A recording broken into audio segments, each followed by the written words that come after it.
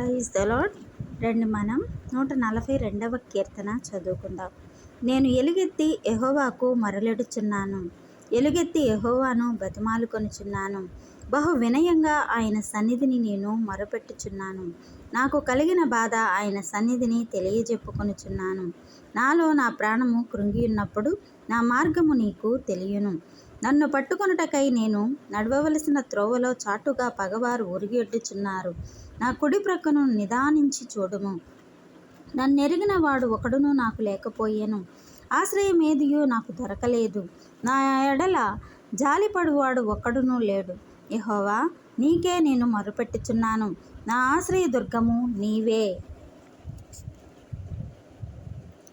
సజీవులున్న భూమి మీద నా స్వాస్యము నీవేనని నేననుకొంటిని. నేను చాలా కృంగియున్నాను. నా మొరకు చెవియొగ్గుము. నన్ను తరుమువారు నాకంటే బలిష్ఠులు. వారి చేతిలో నుండి నన్ను విడిపింపుము. నేను నీ నామమునకు కృతజ్ఞతాస్తుతులు చెల్లించున్నట్లు చెరసాలలో నుండి నా ప్రాణమును తప్పింపుము. అప్పుడు నీవు నాకు మహోపకారము చేసియుండుట చూచి నీతిమంతులు నన్ను బట్టి అతిశయపడుదురు. ఆమెన్.